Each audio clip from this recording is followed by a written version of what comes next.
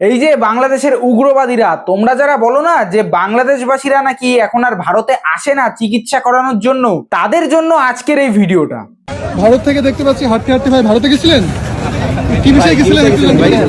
Medical. কোথায় গেছিলেন? ইন্ডিয়ার কলকাতা রুবি হসপিটাল। তো কতদিন পর আসলেন? 7 দিন। আচ্ছা আচ্ছা, এই মেডিকেল ভিসা যেতে কত খরচ হচ্ছে এখন? এখন 5,000-6,000 টাকা খরচ হয়। এই বাংলাদেশি ভাই বাংলাদেশ থেকে মেডিকেল ভিসায় ভারতে গেছিল, আপনি কি চিকিৎসার জন্য গেছিলেন? চিকিৎসা কমপ্লিট, কেমন সেবা পাইলেন? হ্যাঁ, মোটামুটি ভালো। আচ্ছা, বাংলাদেশের থেকে কি ইন্ডিয়ার চিকিৎসা সেবার মান ভালো? অনেক ভালো, অনেক ভালো। আচ্ছা, বাংলাদেশের বাড়ি কোথায়? কি হলো, সেই সমস্ত বাংলাদেশের তার কাটা পাবলিক গুলো এখন কোথায়? তাদের খুঁজে পাওয়া যাচ্ছে না কেন?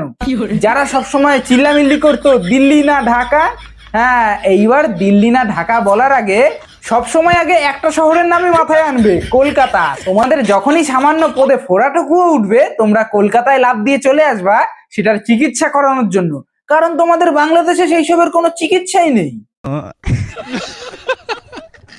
আর এই কথাটা আমি নয়, বাংলাদেশের নিজেদের বাসিন্দারাই এই কথাগুলো বলেছে যে চিকিৎসার দিক থেকে বাংলাদেশের থেকে আমাদের ভারত অনেক গুণে এগিয়ে আছে। তাই সেই সমস্ত উগ্রবাদীদেরকে জানাতে চাই, ওই ভারত বাংলাদেশ নিয়ে দাঙ্গা বাঁধানো বাদ দিয়ে নিজেরা পড়াশোনা করো আর এক একজন সফল ডাক্তারে পরিণত হও, যাতে নিজেদের চিকিৎসা নিজেরাই করতে পারো। শালাগুলোর কোনোদিন হয়তো পদে পাথর জমলেও চলে আসবে ভারতে।